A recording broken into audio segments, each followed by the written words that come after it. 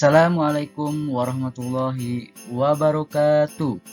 Salam Merdeka Mengajar. Kenalkan, nama saya Riana Sukmana SPD.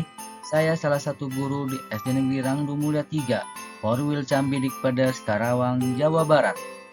Setelah melakukan pelatihan mandiri pada aplikasi PMM, saya akan melaksanakan aksi nyata pada topik yang pertama, Merdeka Belajar, dengan menyebarkan pemahaman Merdeka Belajar.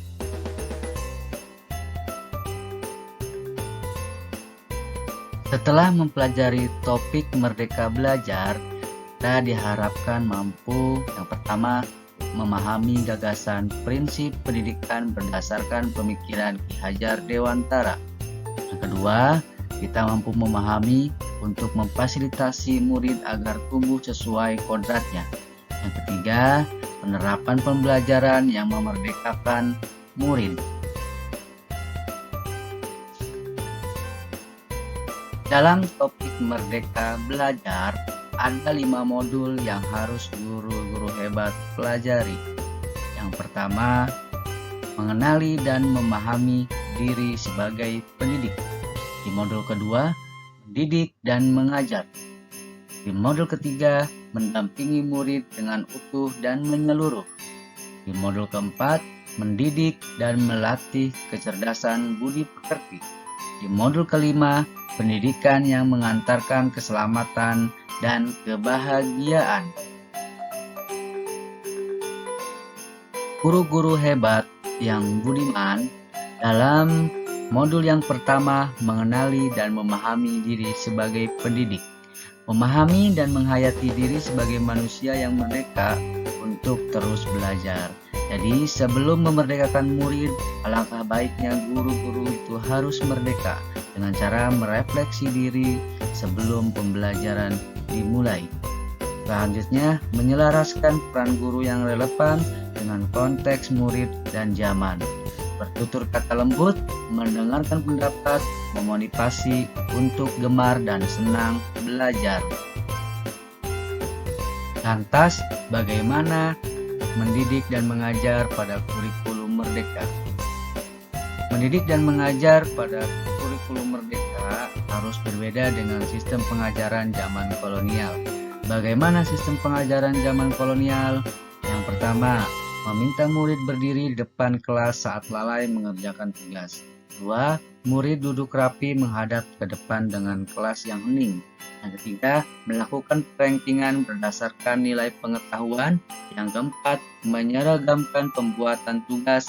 Yang kelima, guru selalu memukul murid karena tidak mengerjakan tugas. Itulah contoh pengajaran dalam sistem pengajaran zaman kolonial. Selanjutnya bagaimana?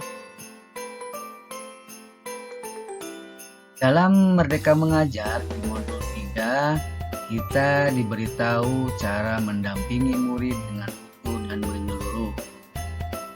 Ada 2 kodrat keadaan, yang pertama kodrat alam, yang kedua kodrat zaman. Apa itu kodrat alam?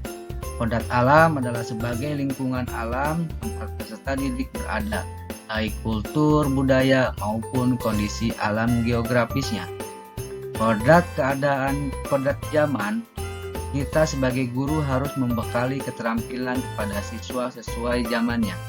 Jadi, guru sekarang harus sesuai dengan zaman sekarang, harus mampu mendigitalisasi pembelajaran yang ada. Pembelajaran pada Merdeka Mengajar mempunyai asas trikon. Yang pertama, continue, yang kedua konvergen, yang ketiga konsentris. Dalam implementasi kurikulum Merdeka Mengajar, guru hebat, guru budiman harus mampu mendidik dan melatih kecerdasan budi pekerti. Bagaimana? Yang pertama, melatih keberanian berpendapat atau olah akal, mengasah perasaan dan perilaku atau olah rasa, memunculkan kehendak olah karsa. Berpendidikan dapat mempengaruhi bagian intelligible dan bagian biologis muridnya. Guru-guru hebat yang budiman pada modul yang kelima, pendidikan yang mengantarkan keselamatan dan kebahagiaan, sudah bukan zamannya lagi guru mendikte murid dalam pembelajaran. Sekarang zamannya guru sebagai fasilitator. Setiap murid memiliki kodrat, kekuatan, atau potensi yang berbeda, disesuaikan dengan kodrat alam dan kodrat zaman siswa tersebut. Pendidikan tidak dapat berkandar atas kekuatan dan potensi murid. Selanjutnya, menerapkan sistem Among dan semboyan Ki Hajar Dewantara, yaitu Ingarso Sung Tulodo, Ingmadyo Mangunkarso, Tutwuri Handayani. Selanjutnya, menerapkan pembelajaran proyek serta digitalisasi pembelajaran. Itulah pembelajaran atau ilmu yang didapat dari modul yang kelima. Dalam pendidikan yang mengantarkan keselamatan dan kebahagiaan, kita mengenal trisentra pendidikan.